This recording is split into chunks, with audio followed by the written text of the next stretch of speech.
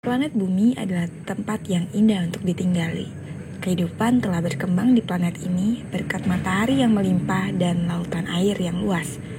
Kemanapun kita pergi, kita dapat melihat tanaman, hewan yang menakjubkan serta menarik perhatian kita.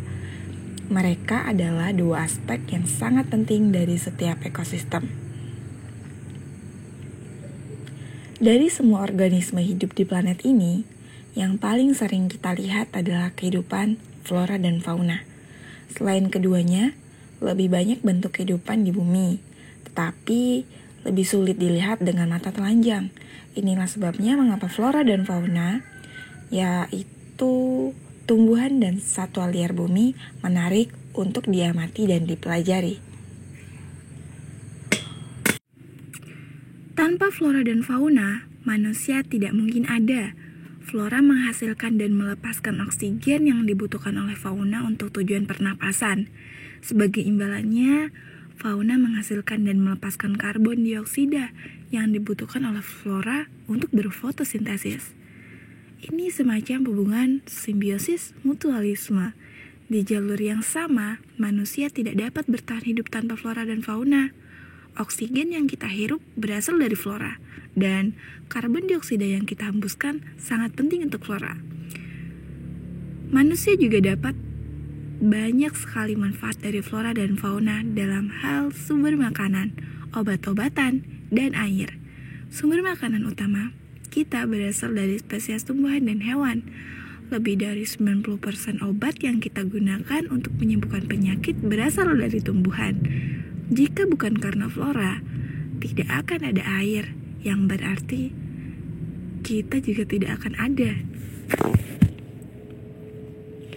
Hewan juga menjaga keseimbangan di seluruh papan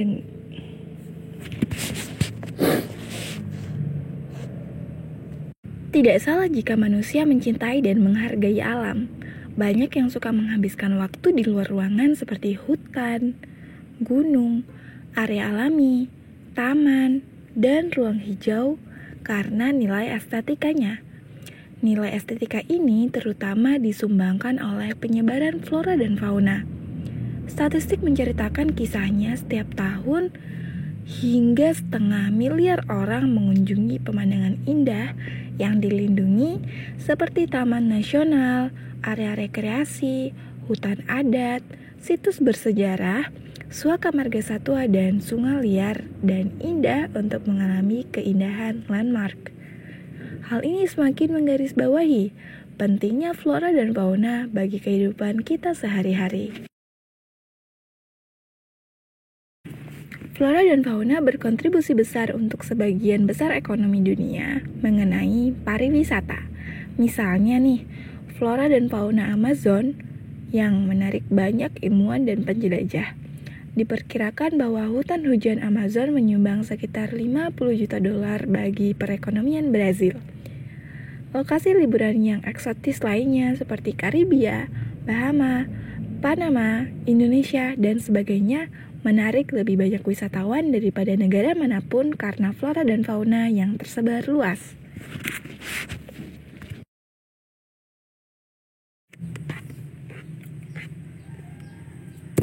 Dari gambar di atas, apa sih yang bisa kamu simpulkan?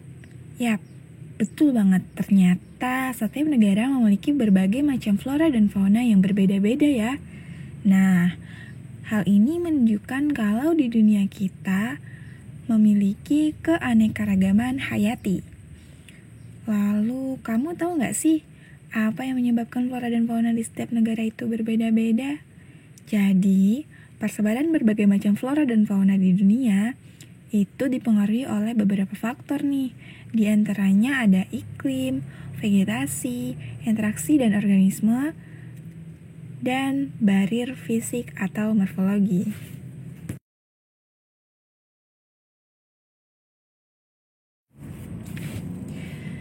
Indonesia adalah negara kepulauan yang besar, terdiri lebih dari 14.700 pulau. Terletak di antara Samudra Hindia dan Samudra Pasifik, Negara ini berada di garis khatulistiwa dan memiliki iklim tropis yang panas dan lembab. Indonesia juga memiliki lebih banyak gunung berapi yang lebih banyak dibandingkan dengan negara lain di dunia ini. Dan banyak juga loh di antaranya yang aktif.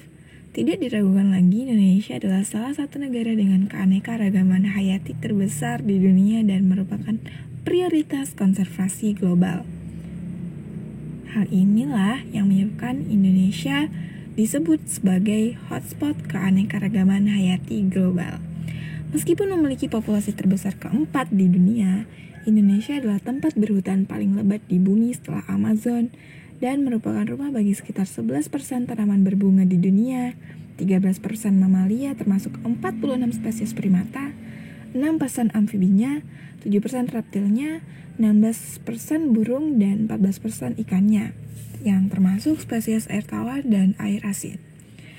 Namun, keanekaragaman hayati ini menghadapi berbagai ancaman termasuk deforestasi, pertanian, dan perkebunan yang tidak berkelanjutan, seperti kelapa sawit dan kertas, kebakaran hutan yang dipicu oleh aktivitas manusia, polusi air dan udara, dan perburuan liar. Yang pertama adalah keanekaragaman hayati. Salah satu penghuni hutan adalah mamalia terbesar yang hidup di daratan. Kuping yang lebar, berkaki 4, dan belalai. Ya, benar, dia adalah gajah. Gajah terkenal sebagai hewan yang berkelompok. Biasanya, gajah betina akan berkelompok dalam jumlah yang besar dan akan dipimpin oleh gajah betina yang paling tua. Hal ini disebut juga dengan matriarki. Sementara gajah jantan biasanya akan hidup dalam kelompok yang lebih kecil atau bahkan sendiri. Gajah tentu memiliki banyak manfaat untuk sekitarnya. Saat hutan dilanda kekeringan, gajah biasanya akan menggali tanah untuk mencari sumber air. Selain itu, sebagai hewan herbivora, kotoran gajah mengandung benih-benih yang dapat disebarkan untuk menumbuhkan tanaman baru.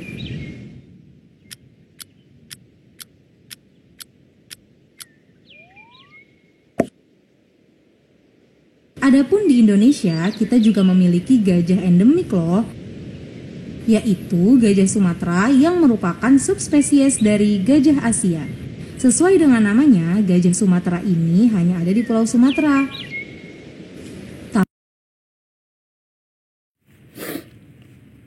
Kita hidup di dunia yang luar biasa, di mana beragam spesies aneh dan menakjubkan berkumpul untuk menciptakan ekosistem kompleks yang membuat kehidupan di bumi menjadi mungkin dan menyenangkan.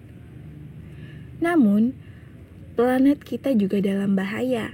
Alam kita berada di bawah tekanan yang besar dari aktivitas manusia yang mengancam akan menghancurkan ekosistem tempat kita bergantung. Tapi ini belum terlambat, teman. Jika kita bertindak sekarang, masih ada waktu untuk mengembalikan keadaan dan menyelamatkan alam kita. Baca terus untuk mengetahui lebih banyak tentang planet kita yang menakjubkan dan ancaman yang dihadapinya. Dan cari tahu bagaimana kita dapat bekerja sama untuk membuat perbedaan yang nyata.